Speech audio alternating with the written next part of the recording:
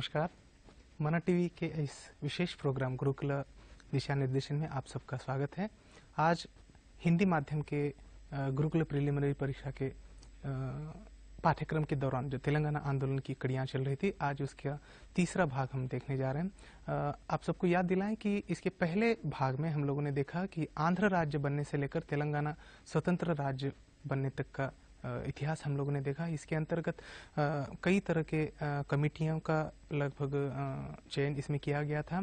8 सूत्रीय कार्यक्रम, 6 सूत्रीय कार्यक्रम, 5 सूत्रीय कार्यक्रम और उसकी विशेषताएं, इन सब का हमने पहली कड़ी में गहन से अध्ययन किया था। दूसरी कड़ी में हम लोगों ने देखा था कि निजाम प्रशासन से लड़ते हुए लोगों ने किस प्रकार के आंदोलन चलाए, जिसमें पुस्तकालय आंदोलन था, संस्थाएं, विभिन्न संस्थाओं का योगदान उसमें था। इस प्रकार से देखते हुए आज हम तीसरे अध्ययन तक पहुंच गए हैं। इसकी चर्चा करने के लिए आज हमारे साथ हैं श्री सत्यनारायण सर जी। सर जी नमस्कार।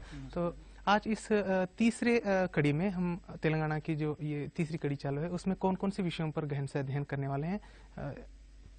जी, तो इससे पहले हम चर्चा किए थे जी तेलंगाना राज्य बनने तक जितने भी एक क्रमिक विकास में चर्चा किए, तो आज हम चर्चा करेंगे। तो कई प्रकार के संस्थाएं अपना योगदान दिए। इन संस्थाओं में कई प्रकार के हैदराबाद में स्थापना की गई, तो उसके बाद पत्रिकाएं थी और आगे चलकर कई आंदोलन हुए थे और कुछ महान व्यक्ति भी इसमें शामिल हुए। तो इसके अंतर्गत हम चर्चा करेंगे।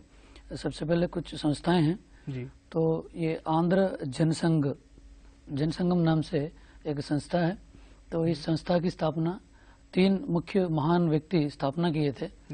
तो माड़पाటి हनुमंतराव, बोरगुला रामकृष्णाराव, मंदमल नरसिंहराव आदि लोग ये संस्था की स्थापना में अपना योगदान दिए। तो उसके बाद ये संस्था जो है सन 1921 में स्थापना की गई थी। तो और एक अंश पर ध्यान देंगे तो इसका पहला सम्मेलन जो है 14 फरवरी 1922 को, मतलब 1922 में हैदराबाद में रेड्डी छात्रावास में हुआ था पहला सम्मेलन। तो इसको रेड्डी हॉस्टल के नाम से भी जाना जाता है। कई लोग काचीगुड़ा एरिया में पड़ता है। हाँ, बोलचाल की भाषा में रेड्डी हॉस्टल कहते हैं। जी। तो आगे चलेंगे। आंध्र जनसंगम के तीसरे अंश को, इस सम्मेलन में आंध्र जनसंगम का नाम जो है परिवर्तन होकर निजाम आंध्र जनसंगम रखा गया था। तो ये परिवर्तन को ध्यान देना पड़ेगा परीक्षार्थी, क्योंकि हम इस तेलंगाना आंदोलन में कई प्रकार के संस्थाओं के बारे में चर्चा कर रहे थे। तो इसमें कुछ संस्थाएं ऐसे हैं नाम में परिवर्तन होकर, नाम बदलकर दूसरे नाम से प्रचलित थे। उसके साथ साथ कुछ संस्थाएं ऐसे हैं दूसरे संस्था में मिलाया गया था। तो इसलिए उसमें भी नजर डालना होगा हम लोग। उसके बाद इस संस्था के रूप में आंध्र परिशोधक मंडली की स्थापना की गई थी। मतलब उप संस्था के रूप में। आंध्र मतलब इसी से संबंधित है। तो ये आंध्र परिशोधक मंडली को भी हम ध्यान में रखना होगा। कोमर्राजु लक्ष्मण राव की मृत्यु के बाद इसका नाम लक्ष्मण राय परिशोधक मंडली रखा गया था। अभी हम चर्चा कर रहे थे ये जो आंध्र परिशोधक मंडली जो है कोमर्राजु लक्ष्मण राव के बाद उसके नाम पर लक्ष्मण राय परिशोधक मंडली के नाम पर प्रचलित होने लगी। तो इस पर ध्यान दीजिए। उसके बाद छठवां अंश है, इन सभी संस्थाओं को समन्वय करने के लिए आंध्र जन केंद्र संगम की स्थापना की गई। मतलब समन्वय किया गया, सम्मिलित किया गया है इन सभी संस्थाओं को। तो आंध्र जन केंद्र संगम की स्थापना की गई थी। उसके बाद 7वां है, पहला सम्मेलन जो है अप्रैल 1924 में हनुमकोंडा में हुआ था। तो उसके बाद आंध्र जन संगम बालिका शिक्षा के प्रति विशेष कार्य करने लगा। तो हम इससे पहले कार्यक्रम में भी चर्चा किए थे। तो ये संस्थाएं जो हैं सबसे पहले शिक्षा को लेकर शिक्षा प्रदान करते हुए आगे बढ़ रहे थे। जागृति लाने के लिए या शिक्षित करने से सोच विचार में परिवर्तन होता है करके ये संस्थाएं जो हैं शिक्षा प्रदान करने लगी। उसके साथ साथ बच्चों के लिए भी शिक्षा देने में अपना योगदान दिए। ये जो बालिका शिक्षा के प्रति ये विशेष कार्यक्रम चलाए थे। जी। उसके बाद आंध्र महासभा, तो मार्च 1930 में मेदक जिले में जोगपेट में आंध्र जनसंगम की बैठक बुलाई गई थी। जी। तो उसके बाद इसका अध्यक्ष सुरवरम प्रताप रेड्डी ने की। इस बैठक में आंध्र जनसंगम आंध्र महासभा के रूप में परिवर्तन हुआ था। तो यह याद रखने की चीज है, आंध्र जनसंगम जो है आंध्र महासभा के नाम से परिवर्तन हुआ था। यहाँ प्रश्न बन सकता है किसकी अध्यक्षता में ये आंध्र जनसंगम जो है आंध्र महासभा के रूप में परिवर्तन हो गया, कहाँ हुआ, ईस्वी सन भी पूछे जा सकते हैं। ईस्वी सन ईयर में ये किस सत्र में, इस प्रकार प्रश्न बन सकता है, इधर ध्यान दीजिए। उसके बाद आंध्र महासभा से संबंधित आंध्र महासभा दूसरी बैठक जो है बोरगल रामकृष्ण के अध्यक्षता में 1931 में देवरकोंडा में संपन्न हुआ था। ये नलगोंडा जिले में है देवरकोंडा जो है। तो ये दूसरी बैठक बोरगुल रामकृष्ण राव के अध्यक्षता में संपन्न हुई। उसके बाद आंध्र महासभा की तीसरी बैठक जो है 1934 में खम्मम में हुआ था। उसके बाद छठवां है, इसकी चौथी बैठक 1935 में करीमनगर के सिरिसिल्ला में हुई। इसके अध्यक्ष माड़पाटे हनुमंतराव थे। तो इस प्रकार आप बैठक या सम्मेलन जो है क्रम में कौन कौन अध्यक्ष थे इन सम्मेलन या बैठकों के लिए, उन पर ध्यान दीजिए। उसके बाद इसकी पांचवी बैठक जो है शादनगर में कोंडा वेंकट रंगारेड्डी की अध्यक्षता में हुई थी। तो ये शादनगर भी ध्यान दीजिए। उसके बाद आंध्र महासभा की छठवीं बैठक सन 1937 में निजामाबाद में हुई थी। इस बैठक की अध्यक्ष हैं मंदुमुला नरसिंहराव। तो ये मंदुमुला नरसिंहराव के अध्यक्षता में ये निजामाबाद की बैठक 1937 में संपन्न हुई थी। इस तरह हम चर्चा कर रहे हैं संस्थाओं के बारे में। और संस्थाओं के बाद हम इससे पहले कार्यक्रम में भी चर्चा कर रहे थे, जो पुस्तकालय आंदोलन में पत्र पत्रिकाएं भी अपना योगदान दिए। तो कई पत्र पत्रिकाएं प्रचलित थी उस समय। इसमें कई भाषाओं से संबंधित भी थे। तो इसमें हम तेलुगु भाषा से संबंधित पत्रों के बारे में आज हम थोड़ा सा चर्चा करेंगे। इसमें पहली पत्रिका है तेलुगु पत्रिका के नाम से जाना जाता है। ये 1920 में वरंगल जिले के इनुगुर्ती गांव से शुरू हुई थी ये पत्रिका। तो ये संस्थापक थे इस पत्रिका की सीताराम चंद्र राव और राघव रंगाराव के, ये दोनों ओद्दिराजु भाइयों के नाम से जाने जाते थे। सीताराम चंद्र राव और राघव राव जो है ये दोनों भाई थे। तो इसलिए ये उपनामों से भी जाने जाते हैं, ओद्दिराजु भाइयों के नाम से। जैसे तेलुगु में अगर कहेंगे ओद्दिराजु सोदरलु, ऐसा कहा जाता था। तो इस पर ध्यान दीजिए। उसके बाद नीलगिरी एक पत्रिका है। इस पत्रिका के माध्यम से जनता को जागृत या चेतना लाने में बहुत ये योगदान दिए पत्रिकाएं। ये साप्ताहिक पत्रिका थी। 24 अगस्त 1922 में शाबनवीस वेंकटराम नरसिम्हा राव द्वारा नलगोंडा से शुरू हुई ये पत्रिका। तो शाबनवीस नरसिम्हा राव, ये जो नलगोंडा से संबंधित व्यक्ति हैं ये। तो ये नीलगिरी पत्रिका है। तो नीलगिरी नाम बोलते ही हम नलगोंडा याद आना चाहिए। उसके बाद तेलुगु पत्रिका है। पत्रिका का नाम तेलुगु है। पहले हम तेलुगु नाम से चर्चा किए, तो इधर आप शंका होने की जरूरत नहीं है। यह साप्ताहिक पत्रिका जो है 27 अगस्त 1922 को ओद्दिराजु सीतारामचंद्र राव और राघव राव भाइयों के संपादन में इनुगुर्ती गांव जिला वरंगल से शुरू हुई थी ये तेलुगु पत्रिका। तो इस पर भी ध्यान दीजिएगा। उसके बाद इनके द्वारा सन 1919 में तो एक मुद्रणालय की स्थापना की गई थी। ये जो ओद्दिराजु भाइयों के द्वारा, इस मुद्रणा केंद्र के द्वारा ही अपनी पत्र पत्रिकाओं की जो भी मुद्रण होता है, मुद्रण कार्य जो है इस मुद्रण कार्यालय से ही शुरू हुआ था। इस कार्यालय का नाम है विज्ञान प्रचारिणी मुद्रण केंद्र। तो इस मुद्रण केंद्र से ही कई पुस्तकें छापी गई थी और पत्र पत्रिकाएं भी छापी गई थी। यह बहुत महत्वपूर्ण मुद्रण केंद्र था उस समय। क्योंकि 1990 1919 की बात हम कर रहे हैं, हाँ, तो उस 1919 समय इतनी आसानी से किताबें मिल नहीं पाती थी, चाहे वो पत्र पत्रिकाएं हो या फिर किसी संस्था की चलने वाली विशेष पत्रिका हो, क्योंकि विशेष पत्रिका इन लोगों ने स्वयं प्रिंटिंग का विकास करके शायद ये बनाया होगा। इस पर ज्यादा ध्यान दें। ये जो मुद्रण पत्रिकाएं या मुद्रण केंद्र जो हैं, बहुत ये कम सुविधाएं होती थी उस समय। ध्यान दीजिएगा, गांव में या छोटे छोटे कस्बों में ये संस्थाएं हो या पत्रिकाएं हो या केंद्र हो, स्थापना की जाती थी, क्योंकि कम सुविधाएं होती थी उस समय। तो आगे बढ़ेंगे। ये तेलुगु पत्रिका के समय उद्दिराजु सीताराम चंद्र राव और होम्यो डॉक्टर भी थे, इन्होंने खुद ये संपादक भी थे और साथ साथ ये होम्यो डॉक्टर भी थे। तो ये होम्यो डॉक्टर होने के कारण कई दवाइयों के आविष्कार किए थे इन्होंने। तो दवाइयों के लिए कारखाना भी खोले थे इन्होंने। तो यस राय फार्मेसी नाम से ये कारखाना, बहुत ये कंपनी जो है बहुत मशहूर था उस समय। तो दवाइयां भी हैं, ये इनसे आविष्कार किए गए। दैनिक पत्रिका तेलंगाना पत्रिका है और एक इस पर नजर डालेंगे। 1941 में राजगोपाल मोदलियार नामक व्यक्ति के द्वारा ये पत्रिका की स्थापना की गई थी। ये पहली तेलुगु भाषा की दैनिक पत्रिका थी। प्रश्न बन सकता है साप्ताहिक देखें, हाँ, या हो सके तो मासिक पत्रिकाएं हैं, लेकिन उन सभी पत्रिकाओं पर हम ध्यान नहीं दे रहे। आप अगर पूरा ध्यान देंगे इन पत्रिकाओं पर 60 से ज्यादा पत्रिकाएं उस समय प्रचलित थी। तो हम जो पत्रिकाएं बहुत महत्वपूर्ण हैं उन पर ही ध्यान दे रहे हैं। तो एक एक जो पत्रिकाएं परीक्षा में पूछने के लिए योग्य हैं, तो उन पत्रिकाओं के नाम ही यहाँ हम चर्चा कर रहे हैं। तो ये 60 से ज्यादा पत्रिकाओं को चर्चा करना बहुत समय व्यस्त मतलब कम है यहाँ, इसलिए हम उन पत्रिकाओं पर ज्यादा जोर नहीं देंगे।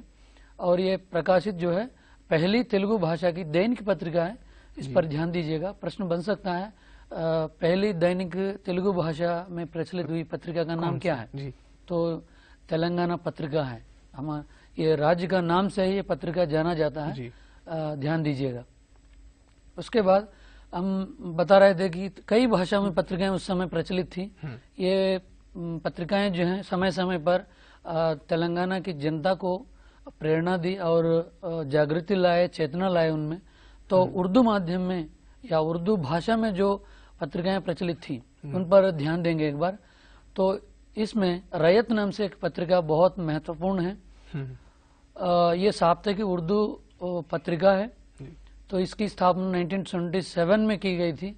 इसका संपादक जो है मंदुमुला नरसिंह राव। इससे पहले अभी हम चर्चा किए थे, मंदुमुला नरसिंह राव जो है दूसरे पत्रिका तेलुगु पत्रिका में भी अपना योगदान दिए और यहाँ उर्दू पत्रिका में भी अपना योगदान दिए थे। क्योंकि उस समय प्रत्येक ये नेता लोग जो हैं तेलुगु भाषा, उर्दू, मराठी, कन्नड़, इस प्रकार 4 या 5 भाषाओं में निपुण होते थे उस समय। इसलिए एक पत्रिका में जुड़ते थे और उसके बाद दूसरे पत्रिका में जुड़ते थे। खुद के कोई संस्था या शिक्षण केंद्र को भी स्थापना करते थे उस समय। तो इसलिए ये पत्रिका को भी निजाम सरकार ने निजाम सरकार से संबंधित जो भी समाचार होते थे तो पूरे भारत में फैलाने के लिए ये पत्रिका शुरू की गई थी। उत्तर भारतीय, खास करके उत्तरवासियों को भी ये तेलंगाना से संबंधित या निजाम से संबंधित जितने भी कुकर्म हैं या अंधविश्वास थे उस समय, इन सभी को प्रचार प्रसार करने में ये उर्दू साप्ताहिक रैयत पत्रिका बहुत महत्वपूर्ण भूमिका निभाई थी उस समय। उत्तर भारतवासियों तक ये समाचार प्रचार प्रसार करते रहे। ये पत्रिका एकमात्र पत्रिका थी, बस एकमात्र पत्रिका थी। उसके बाद निजाम के बारे में उत्तर भारतवासियों को समाचार भेजने वाली एकमात्र पत्रिका थी और 1929 में निजाम सरकार इस पत्रिका पर रोक लगाई थी। अब ध्यान दीजिएगा, ये पत्रिका हो या संस्था हो या कोई शिक्षण केंद्र हो, तो निजाम के खिलाफ कोई भी समाचार या कोई भी आंदोलन चलाए तो उन संस्थाएं या पत्रिकाओं पर रोक लगाते थे उस समय। तो इस रैयत पत्रिका पर भी 1929 में रोक लगा दी निजाम सरकार ने। उसके बाद 1932 में फिर शुरू होकर 20 साल तक चली ये साप्ताहिक पत्रिका, फिर ये साप्ताहिक पत्रिका जो है दैनिक पत्रिका के रूप में चलकर गोलकोंडा पत्रिका के समान प्रसिद्ध हुई थी। मतलब गोलकोंडा पत्रिका जो बहुत मशहूर पत्रिका थी और इस पत्रिका के समानांतर में दैनिक पत्रिका बन गई थी। आप ध्यान दीजिएगा, जब ये साप्ताहिक या मासिक पत्रिकाएं जो हैं दैनिक पत्रिका के रूप में सामने आना बहुत मुश्किल की बात है, बिल्कुल, क्योंकि आर्थिक रूप से या समाचारों को संग्रह करना भी बहुत मुश्किल की बात थी। हर दिन आपको पेपर निकालना होता है, तो कई कर्मचारी इसमें काम करना होता है और जुड़ने पड़ता है। उसके बाद ये पत्रिकाओं के बाद हम उस और नजर डालेंगे कि कई प्रकार के जनजातियों से संबंधित आंदोलन जो हैं उस समय चले। जो जनजातियों से संबंधित आंदोलन के बारे में अगर हम ध्यान देंगे तो ये जनजाति इलाका जो है पूरे भारत में फैला हुआ है। उसके साथ साथ तेलंगाना राज्य जो है इसमें भी ये जनजातियों से संबंधित राज्य फैला हुआ है। तो इसमें जनजातियों लोग जो खेतीबाड़ी करने के लिए या व्यक्तिगत परिवार बिताने के लिए पैसों की जरूरत पड़े तो साहूकारों से या जमींदारों से ऋण लेते थे। ऋण लेने के बाद फिर वो ऋण या पैसे फिर वापस करने में मुश्किल होता था। ये राशि जो है लौटाने में बहुत ये मुश्किल से देना पड़ता था। इसलिए ये किसान जो है पैसे की जगह अपना जमीन को कम राशि में कम कीमत पर जमींदार या जो अमीर लोग थे उनको देना पड़ता था और देने के बाद उन अपने खेतों में या अपने जमीन में ये लोग मजदूर के रूप में काम करने लगते थे और इस प्रकार ये जो राशि जो है ज्यादा इंटरेस्ट में पैसे देना पड़ता था और ये लोग जो है उनके जमीन में ही मजदूर के रूप में काम करते थे। उसके बाद ये जंगली इलाके में जो जनजाति लोग रहते थे तो जनजाति लोगों के लिए कई कानून या नियम लागू किया गया उस समय। सबसे पहला जंगल का नियम है 1865 में। इस नियम के अनुसार जो है स्थानीय आदिवासी जंगल के उत्पादनों को आदिवासियों के अलावा दूसरे ना लें। ये एक नियम है उस समय। ये जो अंग्रेजी सरकार है वो सरकार लोग लागू करके फिर ये निजाम के प्रशासन में जो निजाम थे उनके माध्यम से ये नियम लागू किया गया था। उसके बाद आगे बढ़ेंगे हम लोग। दूसरा जंगल का नियम ये 1878 में लागू किया गया था।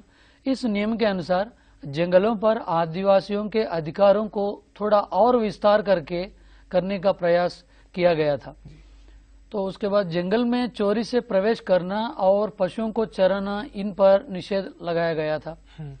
यहाँ एक बात पर ध्यान दें, ये जो जंगल में रहने वाले जनजाति लोग जो हैं बस लगाव रहता है जंगल से।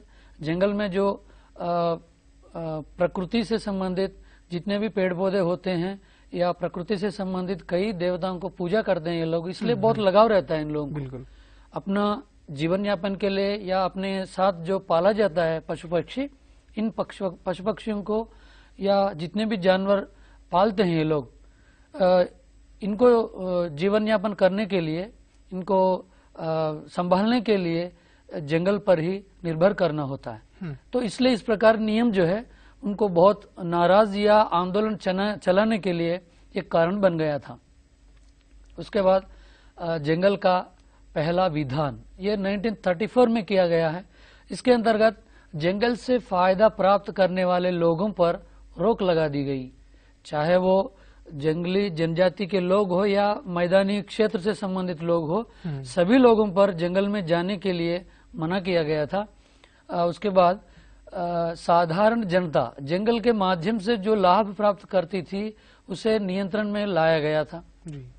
जितने भी लाभ, मतलब जंगल मतलब ऐसा नहीं है कि जंगल से कई प्रकार के पदार्थ इकट्ठा करके फिर वो पास में जो मार्केट होते हैं वहां लाके उसको बेचना होता है। बेचने के बाद वो शहरों में लाकर फिर बेचते हैं ज्यादा कीमती पर। इस प्रकार जो भी वस्तुएं वहां से लाया जाता है इस पर भी रोक लगा दी गई। उसके बाद और एक नियम है भारतीय जंगल का नियम 1927। इस नियम के अनुसार कई प्रकार के निषेधों को लागू किया था जी। तो किसी प्रकार का छूट नहीं दिया गया। कई प्रकार के नियम लाकर इसमें लागू किए तो इसके खिलाफ भी जनजातियों के लोग खड़े हुए और आंदोलन चलाए। भारतीय जंगल का नियम ये 1927 में है। इस नियम के अनुसार एक सेक्शन है 64। इसके अनुसार जंगल की संपदा को चुराने वालों को किसी भी प्रकार की पूर्व सूचना दिए बिना बंदी बनाया जा सकता है और उसे दंडित किया जा सकता है। मतलब बिना किसी सूचना दिए, ये 64 सेक्शन के अनुसार बहुत दंडन या दंडित किया जाता था। उसके बाद सेक्शन 70 के अनुसार गुनहगारों के पशुओं को अपने अधीन में रखने अधिकार कैटल ट्रेसपास एक्ट के अंतर्गत ये 1871 के अनुसार दंडित किया जाता था। मतलब ये अंग्रेजी शब्द है या ये भी आ सकता है या हिंदी माध्यम का शब्द भी आ सकता है। ये कैटल ट्रेसपास एक्ट 1871, इसमें ये 70 सेक्शन है। ये 1927 भारतीय जंगल का नियम के अंतर्गत आता है। उसके बाद गोंडों का आंदोलन, जैसे हम चर्चा कर रहे थे जनजातियों के अंतर्गत, ये जो गोंड जो है एक जनजातियों में उप भाग है, उप जाति है। ये गोंडों के द्वारा आंदोलन चला गया था जनजातियों के आंदोलन के अंतर्गत। ये सभी प्रकार के नियम जो है हैदराबाद राज्य में विशेषकर तेलंगाना के आदिवासी आंदोलन चलाने के लिए प्रमुख कारण बन गया था। जितने भी अभी हम जंगल से संबंधित नियम देखें, ये नियम जो हैं खास करके हमारे तेलंगाना राज्य से संबंधित जितने भी जंगली क्षेत्रीय वर्ग है या जाति लोग हैं, तो वे आंदोलन चलाने के लिए एक मुख्य कारण बन गया था। तो औरंगजेब ने 5 सूबों के साथ दक्कन वायसराय को दिया था। तो इसमें एक बेरार नाम से एक जिला प्रशासनाधिकार भी औरंगजेब ने अंग्रेजों को दिया था। ये बेरार नाम से एक जिला है तेलंगाना क्षेत्र में। ये आपको हम पहले शुरू में ही चर्चा किए थे। भौगोलिक रूप में 3 भागों में बांटा गया था। उसमें एक कन्नड़ से संबंधित, मतलब कर्नाटक से संबंधित एक भाग है, उसमें बेरार एक जिला है। इस परिवर्तन का उपयोग करते हुए गोंड जनता बेरार जिले के मानिकगढ़ जिले को अपने अधीन लाकर शासन किए। ये गोंड की पहली जीत थी। तो इस प्रकार ये जो गोंडों से संबंधित ये प्रांत जो है ये अंग्रेजों को दिए थे। तो इसलिए अंग्रेजों को अधीन में जो ये जिला है, ये बेरार जिला, इस पर हमला करके गोंड जाति के लोग मानिकगढ़ किले को हस्तगत कर दिए। हस्तगत करके शासन करना शुरू किए। ये अगर इतिहास में देखेंगे, गोंड जनजातियों की पहली जीत ये जो बेरार जिले के अंतर्गत मानिकगढ़ ये जो किला है, ये पहली जीत है गोंड जनजातियों की। उसके बाद 1853 में अंग्रेज और निजाम के बीच हुए समझौते के अनुसार बेरार जिला जो है अंग्रेजों को दिया गया था। तो अंग्रेजों को देने के बाद ये अंग्रेजों के विरोध में 1860 में आदिलाबाद जिले के रोहिल और गोंड समाजी गोंड के नेतृत्व में, रामजी के नेतृत्व में अंग्रेजों का विरोध किया गया है। इस विरोध को निर्मल के शासकों ने दबाव डाला। तो इस प्रकार ये जो चीजें जो हैं एक एक करके गोंड या रोहिल जाति के लोग जो हैं तो अंग्रेज और निजाम के खिलाफ ये आदिलाबाद में आगे बढ़ रहे थे। उसके बाद 1857 में हुए आंदोलन में रामजी गोंड निजाम और अंग्रेजों के खिलाफ मराठों, तेलुगु वासियों और रोहिल और गोंड सैनिकों का नेतृत्व किए थे। क्योंकि ये जो अंग्रेजी है या निजाम से संबंधित प्रशासक थे, इनके खिलाफ ये जो रामजी गोंड नाम से व्यक्ति था, कई लोगों को मिलाकर सम्मिलित करके उनके खिलाफ आंदोलन चलाने में बहुत योगदान दिया इन्होंने। तो इसके पश्चात रामजी गोंड ने निर्मल अपनी राजधानी बनाकर शासन किए थे। उसके बाद हमला किए उस निर्मल जो अभी भी वर्तमान में भी है ये शहर या कस्बा, इस पर हमला करके अपनी राजधानी बनाकर प्रशासन चलाए। प्रश्न बन सकता है यहाँ आपको, रामजी गोंड को लेकर कौन सी राजधानी, किस प्रांत को राजधानी बनाकर प्रशासन चलाए, या निर्मल किसकी राजधानी थी, कि नीचे व्यक्तियों का नाम दिया जाता है जी। तो ध्यान दीजिएगा। उसके बाद अंग्रेजों और निजाम के शासक दोनों मिलकर रामजी गोंड और 1000 अनुयायियों को बरगद के पेड़ पर फांसी चढ़ाई थी। बहुत ये कठिन व्यवहार था, किसी प्रकार का मानवीय कोण यहाँ नहीं अपनाया गया था, क्योंकि हम मनुष्य थे। इसलिए यहाँ प्रशासन से संबंधित जो भी पद है, तो ये पद के अंतर्गत लोग इस प्रशासन के लिए कुछ भी करने के लिए तैयार थे उस समय। ये पद के लिए नस नस में इनके ये मतलब चलती थी, प्रवाह होती थी ये शासन जो है जी। उसके बाद ये 1000 अनुयायियों को जो बरगद पेड़ पे फांसी चढ़ाई थी, तो इस बरगद पेड़ को एक नाम आया था, तो तेलुगु में वेय्यी उर्ला मर्री जी। तो फांसी को उरी कहते हैं तेलुगु भाषा में, तो इसलिए इस बरगद पेड़ को 1000 फांसियों का बरगद नाम से जाना जाता है। तो अगर आप तेलुगु में देखेंगे तो वेय्यी उर्ला मर्री, तो इसको अगर बरगद का पेड़ मर्री, मर्री चेट्टू मतलब बरगद का पेड़। तो इस प्रकार या तेलुगु में भी दिया जा सकता है आपको, या हिंदी में भी इस शब्द को परिवर्तन करके अनुवाद करके आपको दिया जाता है। उसके बाद आगे बढ़ेंगे। कई लोग इस जनजातियों से संबंधित आंदोलन जो है या जंगली क्षेत्र में जो आंदोलन हुआ है, इसमें कई महान लोग अपना योगदान दिए थे। इसमें हम चर्चा करेंगे कुमरम भीम का आंदोलन 1938 से लेकर 1940। ये कुमरम भीम का नाम कई बार सुने हैं हम लोग, अखबारों में सुनते हैं, और ये पाठशाला की जो भी पाठ्यक्रम है, पाठ्यक्रम में भी है सोशल के विषय के अंतर्गत, तो बार बार सुनते हैं कुमरम भीम। इनका जन्म जो है 22 अक्टूबर 1901 में हुआ था। तो जन्मस्थान है आसिफाबाद, आदिलाबाद डिवीजन के जोड़े घाट नामक एक गांव या प्रांत था। तो उस प्रांत में अभी भी है जी, बिल्कुल। बहुत बड़ी यात्रा वहाँ पर हर साल ली जाती है और मेला भी होती है वहाँ, बिल्कुल। और ये उस आगे चलेंगे तो ये निजाम नवाब मीर उस्मान अली खान के सैनिकों के खिलाफ अपने जीवन के अंतिम काल तक लड़ते रहे इन्होंने। बहुत ये मजबूत व्यक्ति था और योद्धा भी था खुद। निजाम के खिलाफ ये अंतिम मतलब मृत्यु होने तक लड़ते रहे इन्होंने। तो इसका कई कारण है, हम ऑलरेडी चर्चा किए थे इससे पहले। ये नियम हो सकते हैं, कई प्रकार के कानून हो सकते हैं जनजातियों के खिलाफ। इसलिए कुमरम भीम जो है 38 से लेकर 40 तक मतलब 2 साल, जन्म काल तो अलग है, लड़ने का समय 2 साल लगातार इन्होंने ये आंदोलन में भाग लिए थे। ये मामूली बात नहीं है उस समय, क्योंकि अपना जीवन यापन पूरा छोड़ के, व्यक्तिगत जीवन को छोड़ के इन्होंने ये जनजातीय आंदोलन में अपना योगदान दिए थे। जल, जंगल और जमीन, यह नारा इनके द्वारा दिया गया था जी।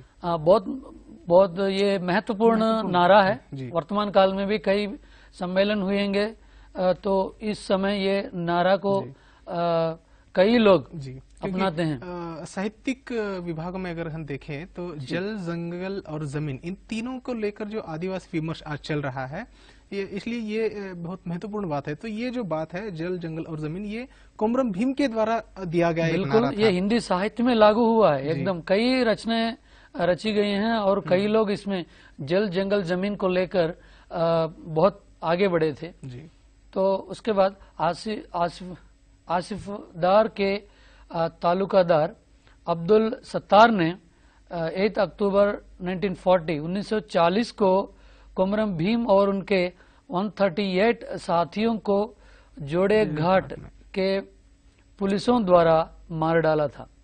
तो ये जो प्रत्येक व्यक्ति, कोई संस्था खड़े उठे उसको रोक लगाते हैं, या कोई व्यक्ति इस प्रशासन के खिलाफ अगर आंदोलन चलाए उसको भी मार डालते थे।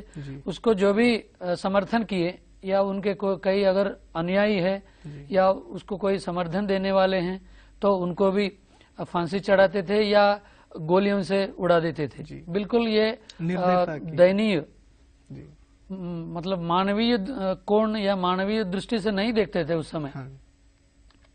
उसके बाद इस घटना के बाद निजाम ने लंदन विश्वविद्यालय के प्रसिद्ध मानव शास्त्री क्रिस्टोफर वन हायमन दारफ को गोंड जाति का अध्ययन करने के लिए नियुक्ति की गई थी। जैसे प्रश्न भी बन सकता है आप लोगों को, क्रिस्टोफर वन हायमन दारफ नामक ये साइंटिस्ट है, वैज्ञानिक थे उस समय। तो इस साइंटिस्ट को बुलाकर ये गोंड जनजातियों पर जो इन लोगों की वेशभूषा से लेकर या भाषा या व्यक्तित्व या रहन सहन या एंथ्रोपोलॉजी के अंतर्गत ये इन लोगों का जो शारीरिक विकास है या व्यवहार हो सकता है, इन पर अध्ययन करने के लिए ये निजाम जो है ये लंदन विश्वविद्यालय के ये वैज्ञानिक को बुलाए यहाँ। तो ये वैज्ञानिक यहाँ प्रयोग करके या अनुसंधान करके निष्कर्ष निकाले हैं। इनसे संबंधित किताब भी छापे इन्होंने खुद। इन्हीं के सूचनाओं के अनुसार निजाम ने दस्तूर उल अमल नामक एक नियम को 1946 में लागू किया था। तो ये अभी बताया था मैं कि ये निष्कर्ष में कई सूचनाएं दिए थे निजाम को। तो इन सूचनाओं के अनुसार ये दस्तूर उल अमल नामक ये किताब नहीं है, एक नियम है ये, ध्यान दीजिएगा।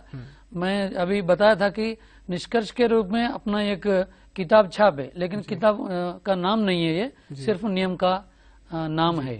तो परीक्षार्थी थोड़ा सा ध्यान दें, क्योंकि ये हायमन डॉफ जो है इतने महत्वपूर्ण व्यक्ति है आदिवासियों के जीवन में उजाला लाने के लिए। पहले ऐसे व्यक्ति हैं और चूंकि दूसरे देश से आए हुए व्यक्ति होने के कारण भी थोड़ा सा विशेष ध्यान रखना है। एक और बात इसमें जोड़ना चाहूंगा, जब ये आदिवासियों के प्रति अध्ययन करके निजाम को रिपोर्ट सौंपकर जब चले गए, उनका ये एक मतलब उनकी एक इच्छा थी कि जब भी मेरी मतलब मौत हो जाएगी, मेरे अस्थियों को जो है आप आदिलाबाद में लाकर ये करना, विश्राम कर देना। तो उनके बेटे ने जो है बिल्कुल ये किया।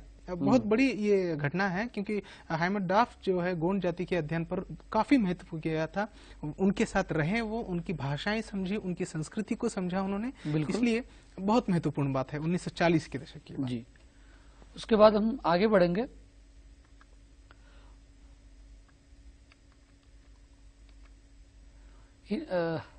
यह आंदोलन हैदराबाद संस्थान के तेलंगाना प्रांत में 1946 से 15 तक चला। ये तेलंगाना सशस्त्र आंदोलन जो है, इसको हम तेलुगु में तेलंगाना सायुध पोराटम से भी जाना जाता है। याद रखना होगा कि 46 से लेकर 51 तक ये आंदोलन चला हैदराबाद संस्थान या हैदराबाद राज्य के अंतर्गत। जी, इस समय जो है ये हैदराबाद राज्य 3 भाषा भागों में बांटा गया है। जी। तो पहला भाग है 8 जिलों को लेकर तेलंगाना क्षेत्र या तेलंगाना प्रांत। जी। दूसरा है 5 जिलों को मिलाकर मराठवाड़ा या महाराष्ट्र का प्रांत। जी। फिर तीसरा भाग है 3 जिलों को लेकर कर्नाटक या कन्नड़ प्रांत। जी। तो इन तीनों भागों में लगभग आधा हिस्सा जो है तेलंगाना प्रांत में था, इसमें मिला हुआ था, इसमें सम्मिलित किया गया था। उसके बाद सामाजिक और आर्थिक स्थितियों के अंतर्गत अगर हम ध्यान दें तो तेलंगाना सशस्त्र आंदोलन के शुरुआत के समय में 3 प्रकार के जमीन के मालिक होते थे उस समय। जो हम इससे पहले जो कार्यक्रम हुआ था उसमें हम चर्चा किए थे, ये जो तेलंगाना प्रांत में जमीन था, जमीन जो है जमींदार, जागीरदार या देशमुख, पटेल नाम से या अन्य आमिर लोगों के हाथ में होता था जमीन। क्योंकि जितने भी किसान हैं तो इनसे ऋण लेते थे, तो ऋण चुकाने में इनके पास पैसे नहीं होते थे, क्योंकि उस समय जो खेती बाड़ी जो है वर्षा पर आधारित होता था, तो इसलिए ज्यादा फसल उगाने में मुश्किल होता था किसानों को। तो पैसे चुकाने में बहुत कठिन महसूस करते थे। तो इसलिए उन राशि देने की जगह अपना जमीन उनको देते थे कम कीमत पर। जी। उसके बाद अपने जमीन में ही ये लोग मजदूर के रूप में काम करते थे। तो ये जो 3 प्रकार के लोग जो हैं उनमें पहला है दीवानी या खालसा नाम से है। तो ये जो दीवानी खालसा से संबंधित जमीन है ये पूरे जमीन में 60% था। उसके बाद दूसरा है जागीरदार नाम से, ये 30% जमीन इनके हाथ में रहता था। फिर जो बचा हुआ है 60 और 30 90, फिर बचा हुआ 10% जो है निजाम शासन में जितने भी प्रशासक थे उनके पास रहता था खुद। ये 10% जमीन में अपने दैनिक जीवन से संबंधित किले हो या मंत्रियों के लिए हो या शिक्षा से संबंधित केंद्र या अपने व्यक्तिगत प्राइवेट के लिए ये लोग ये 10% जमीन जो है अपने हवाले में रखते थे। उसके बाद जिस प्रांत में जो जागीर नहीं होते थे वहां जमींदार जागीरदार देशपांडे और देशमुखों के अधीन में होता था। जैसे हैदराबाद क्षेत्र के मतलब शासन के अंतर्गत जो भी क्षेत्र इनके हाथ में रहता था, उसके बाद अगर आप गांव में जाएंगे तो गांव में जो अभी अभी बताया था वही है ये। उसके बाद हम आगे बढ़ेंगे। वेटी और श्रम को लूटना, उस समय वेटी या वेटी चाकरी या श्रम को लूटते थे उस समय। ये जो श्रमिक होते थे या काम करने को कम से कम खाने के लिए भी सुविधाएं भी नहीं देते थे उस समय, या किसी प्रकार का वेतन या किसी प्रकार के पैसों का इंतजाम भी नहीं करते थे, बिल्कुल मुफ्त में काम करवाते थे। ये जो निजाम से लेकर अमीर के लोग जैसे जागीरदार जमींदार देशमुख और देशपांडे जैसे लोग जो हैं इनसे मुफ्त में काम करवाते थे। उसके बाद हम आगे बढ़ेंगे तो अभी हम कुछ संस्थाओं को देखें, व्यक्तियों को देखें, पत्रिकाओं को भी देखें। फिर ये से जंगली इलाका है, क्षेत्र है या जंगली इलाकों में जो जनजाति है, जो जनजातियों में कई लोग आगे आकर आंदोलन चलाए थे। अभी कुछ लोगों के संदर्भ में हम चर्चा किए। फिर हाँ कुमरम बेगम। उस तरह अगर हम इधर मैदानी प्रांत में आएंगे तो शेख बंदगी साहब नाम से एक व्यक्ति था।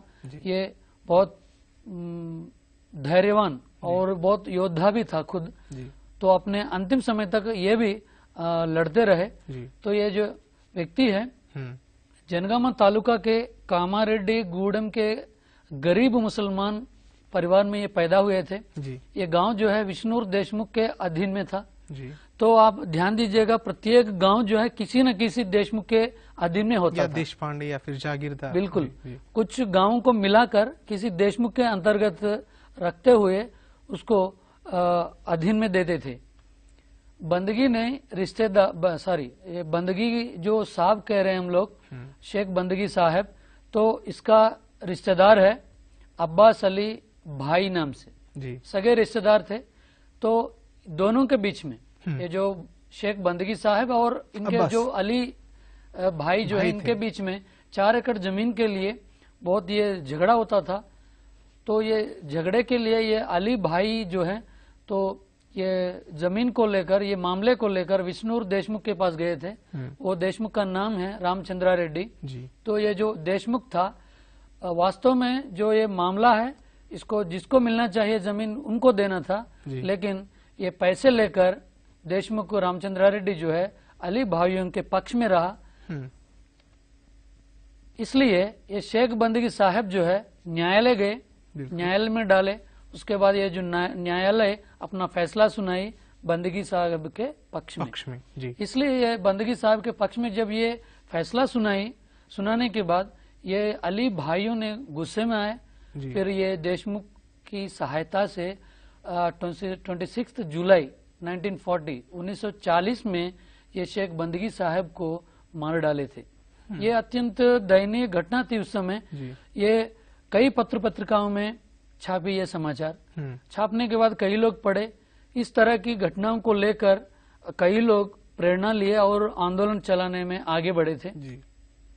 उसके बाद इस तरह महिलाएं भी हैं इसमें, महिलाएं भी अपना योगदान दिए। उसमें चाकले आयलम्मा नाम से एक महिला थी, बहुत धैर्यवान महिला है, हम कई बार सुने। इसके कई पुतले भी कई गांव में रखे गए हैं वर्तमान में।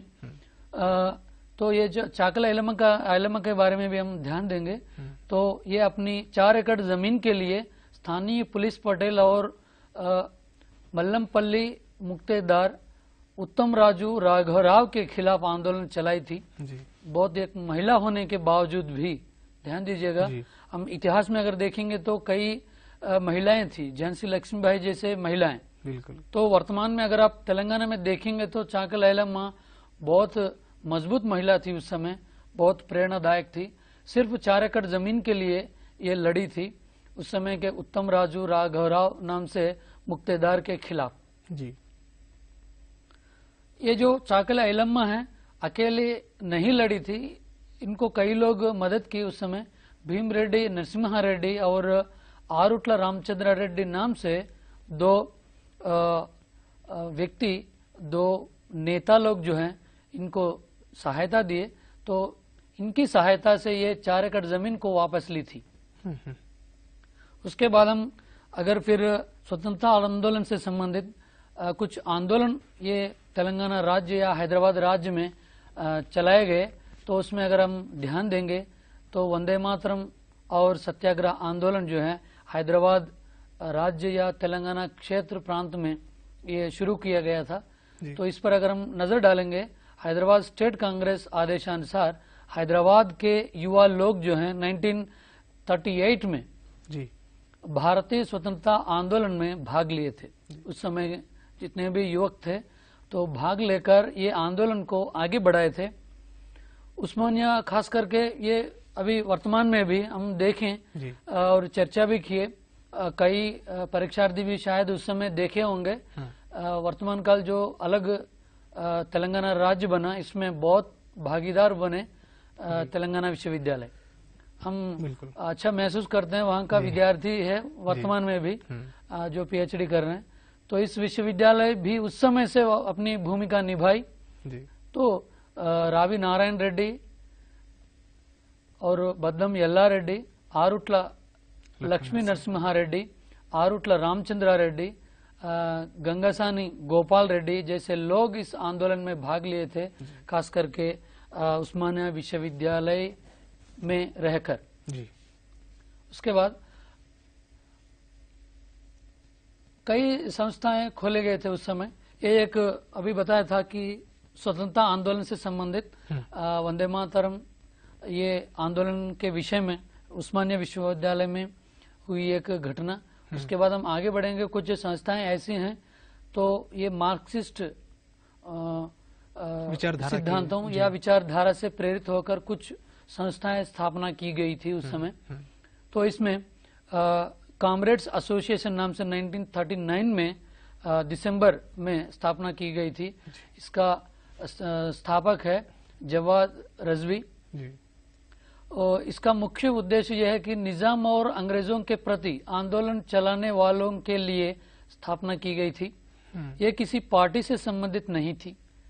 ध्यान दीजिएगा, उस समय नेशनल कांग्रेस पार्टी थी और स्टेट कांग्रेस पार्टी भी थी। इसके अलावा कई लोकल स्थानीय पार्टियां थी, लेकिन इस प्रकार कई प्रकार के पार्टियां या संस्थाएं थी।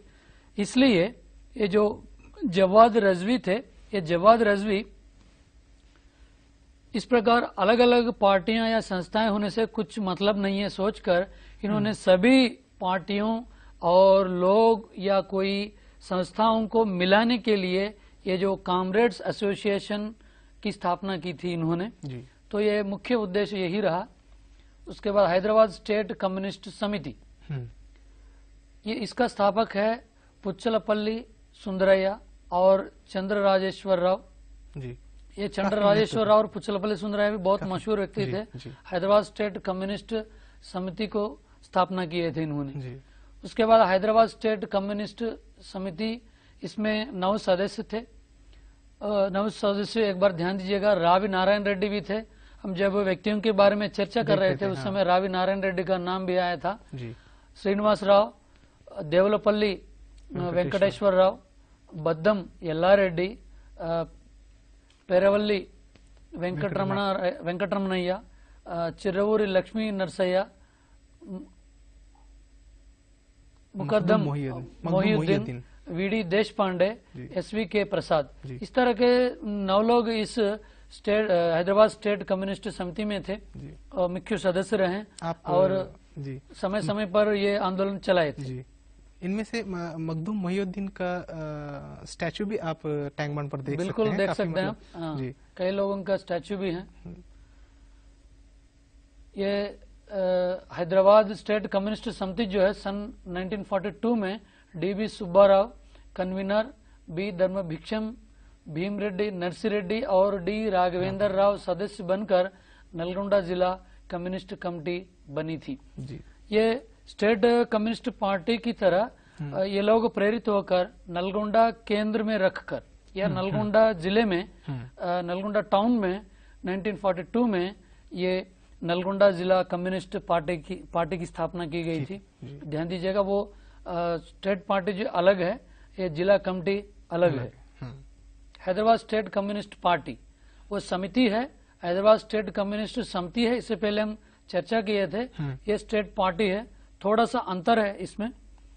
तो इसकी स्थापना 1928 टू 33 के बीच में हुई। तो प्रोफेसर एन.जी. रंगा के प्रयास से मद्रास प्रेसिडेंसी के आंध्र प्रांत में सन 1934 में ये किसान संघ के प्रभाव से कम्युनिस्ट पार्टी की स्थापना हुई थी। एन.जी. रंगा का नाम भी बहुत उल्लेखनीय है इस समय, क्योंकि इनके नाम पर ही वो विश्वविद्यालय का नाम रखा गया था। हाँ जी। तो 1939 में स्टूडेंट्स पॉपुलर फ्रंट नाम से एक यूनियन की स्थापना की गई थी। यह एक विद्यार्थी संस्था थी या संघ थी। इसके साथ साथ रेडिकल स्टूडेंट्स लीग की स्थापना भी हुई थी। इसी में कुछ लोग अलग होकर रेडिकल स्टूडेंट्स लीग की नाम पर एक संस्था की स्थापना की गई थी। उसके बाद ऑल हैदराबाद स्टूडेंट्स यूनियन, इस प्रकार के सारे स्टूडेंट्स यूनियन मिलकर जनवरी 1942 में ऑल हैदराबाद स्टूडेंट्स यूनियन की स्थापना की थी। जैसे हम इससे पहले 2 यूनियन के बारे में चर्चा किए थे विद्यार्थियों से संबंधित। यह यूनियन जो है, एक यूनियन के अंतर्गत ऑल हैदराबाद स्टूडेंट्स यूनियन नाम से ये लोग मिले और ये तेलंगाना आंदोलन को आगे बढ़ाए थे। इस संघ की स्थापना उस्मानिया विश्वविद्यालय के प्रोफेसर अब्दुल माजिद सिद्दीकी नामक एक प्रोफेसर के द्वारा या उसके नेतृत्व में यह स्थापना की गई थी। उसके बाद महानवजीवन मंडली एक महिलाओं से संबंधित संस्था थी। इस संस्था में कुछ महिलाएं हैं, ब्रित्रानी, राम प्यारी, प्रमिला ताई, जमालुन्निसा बेगम और निम्मगड्डा सत्यवती जैसे महिलाएं इसमें शामिल हुए थे। तो इस संस्था की स्थापना 1941 हैदराबाद में हुई थी। ये जो महिलाओं से संबंधित है, सिर्फ कई वर्ग के महिलाएं इसमें शामिल हुए थे। उसके बाद आकुनूरू और माचिरेड्डी अल्ली के घटनाएं, माचिरेड्डी पल्ली, इस तरह के घटनाएं जो हैं उस समय आंदोलन चलाने में आगे बढ़े थे। तो ये घटना जो है 1948 में जनगाम तालुका के आकुनूर में अनिवार्य लेवी कर के विरुद्ध में आंदोलन चलाए थे। ये जो धान से संबंधित है, ये जो लेवी कर है, तो उसके प्रति इस जनगाम तालुका, वर्तमान में ये जिला बन गया था, ये जनगाम तालुका में ये लेवी कर के खिलाफ जो टैक्स होता है, ये 1945 में लागू किया है। इसके खिलाफ ये आंदोलन चलाया गया है। उसके बाद इसी घटना के अंतर्गत हम देखेंगे गांव के पुलिस पटेल जो है हनुमंत रेड्डी, किसानों का जो कर है वो कर को ज्यादा लेकर वहां के एक गोदाम में रखे थे। उस गोदाम में रखने के बाद कई बोरों में रखे थे। इन बोरों को वहां का तहसीलदार जो है ख्वाजा मोइनुद्दीन, ये बोरों को पकड़ा था। पकड़ने के बाद वहां का जो पुलिस पटेल है हनुमंत रेड्डी, इस हनुमंत रेड्डी को बुलाकर इन बोरों के बारे में पूछताछ किया। तो ये बात जो है उस गांव के लोगों के बीच में फैल गया था। गांव के लोग भी आए और हम जो कर के रूप में धान के बोरे दिए थे वो वापस करने के लिए ये लोग हड़ताल आंदोलन चलाए थे उस समय। ये जो हड़ताल आंदोलन जो है आगे बढ़ा और ये किसान आंदोलन के रूप में सामने आया था जी। उसके बाद दोड्डी कोमरैया ये भी एक महान व्यक्ति थे इस तेलंगाना आंदोलन के अंतर्गत। ये जनगाम तालुका के विष्णुर देशमुख रामचंद्रारेड्डी के अधीन में कोंडवेड़ी गांव में 4 जुलाई 1946 में हुई थी। उसके बाद इस गांव के लगभग 1000 किसान देशमुख पर हमला करने से गोलियां चलाई जी। तो ये जो गोड्डी कोमरैया के जिनको सहायता करने के लिए 1000 किसान लोग आए थे जी। तो इन पर यहाँ का जो देशमुख था, ये जो देशमुख इन 1000 साथियों पर जी। गोलियां चलाई थी। इसमें दोड्डी कोमरैया की मृत्यु हुई और इनके भाई दोड्डी मल्लैया और अन्य लोग घायल हुए थे इस 1000 लोगों में से जी। तो ये घटना भी पत्रिकाओं के माध्यम से पूरे तेलंगाना में फैल गया था जी। उसके बाद जाठोत ठानू जी। ये जो फिर जनजाति से संबंधित एक व्यक्ति है जी। ये धर्मपुरम गांव के पास पद्मावती टांडा के रहने वाला धैर्यवान व्यक्ति था जी। इनके माता पिता मंगली पिता और हामू थे जी। ये जो माता पिता भी धैर्यवान थे साथ साथ इनका बेटा जो जाठोत ठानू है ये भी बहुत धैर्यवान व्यक्ति था जी। देखने में बहुत 6 फुट इंच में होते थे बहुत तगड़े और देखने में भी ये एक योद्धा की तरह दिखाई पड़ता था जी। जाठोत ठानू इस घटना को जाठोत ठानू के माता पिता देखकर पुलिस और राजाकारों पर आंदोलन किए तो इस प्रकार ये घटना जो है इन पर गोलियां चलाने के बाद रजाकार इन पर गोलियां चलाए थे। इस घटना को माता पिता ने देखे थे जाठोत ठानू के माता पिता। तो देखने के बाद इनके नेतृत्व में नंदिया भूकिया हरि सिंह और वांकुड़ोद भीमला आदि लोग जो हैं जाठोत ठानू को पकड़वाने में पुलिस की मदद की थी जी। ये जो रजाकारों के खिलाफ इनके माता पिता आंदोलन चलाए थे तो इस आंदोलन को लेकर रजाकार जो है ये जो 3-4 व्यक्तियों को पैसे देकर इनके बारे में पूछताछ किए थे। पूछताछ करने के बाद इनके पता जो है पुलिस वालों को दिए थे। ये जाठोत ठानू जो है पकड़े गए थे जी। इनको अत्यंत क्रूरता से मार डाले थे जी। इनके यादगार में वर्तमान काल 1989 11 मई को स्मारक स्थापित किया गया था जी। ये इस जंगली इलाके में जाठोत ठानू का जी। अगर हम नजर डालेंगे ये हम कई बार रजाकार के बारे में सुनते हैं और इस कार्यक्रम में भी रजाकार नाम आया था। इनके बारे में भी थोड़ा बहुत जानकारी प्राप्त करेंगे। ये रजाकार जो है निजाम सैनिक के अलावा ये गैर सरकारी सैनिक थे। निजाम के पुलिस भी रहते थे उसके साथ साथ रजाकार नाम से एक व्यक्ति के नेतृत्व में या कई लोगों के नेतृत्व में ये गैर सरकारी मतलब प्राइवेट समझना चाहिए हम इनको। तो इसकी स्थापना जो है 1927 को नवाब सदावर जंग नेतृत्व में मजलिस इत्तेहादुल मुस्लिमीन नाम से ये स्थापना की गई थी ये रजाकार संस्था। 1944 में इसके संस्थापक बहादुर यार जंग मृत्यु के बाद कासिम रजवी के नेतृत्व में ये जो रजाकार संस्था जो है आगे बढ़ी थी। कासिम रजवी आने के बाद कई प्रकार के कुकर्म या अत्याचार जितने भी बोलने चाहिए वो सब इनके नेतृत्व में हुए थे। कई लोग मार डाले गए थे इसके नेतृत्व में।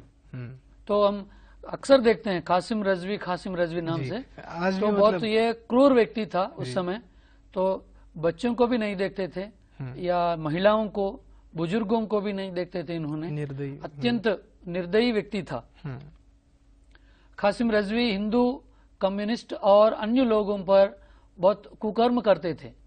ये इस्लाम धर्म से संबंधित व्यक्तियों को छोड़कर कई अन्य लोगों को बहुत ध्यान देते हुए बहुत क्रूरता से व्यवहार करते थे।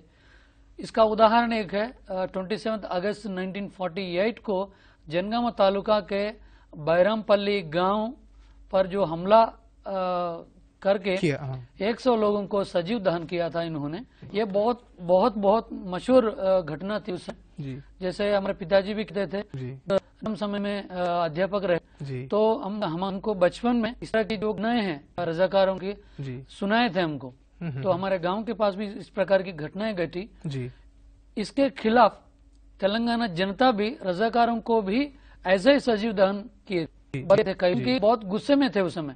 हमारे परिवारजनों को खो बैठने के बाद या मित्रों को या आस पड़ोस व्यक्तियों को खोने के बाद, आंखों से देखने के बाद, ये तेलंगाना जनता भी इस तरह का आक्रोशित होकर तो सजीव दहन कुछ रजाकारों को भी किए थे उस समय।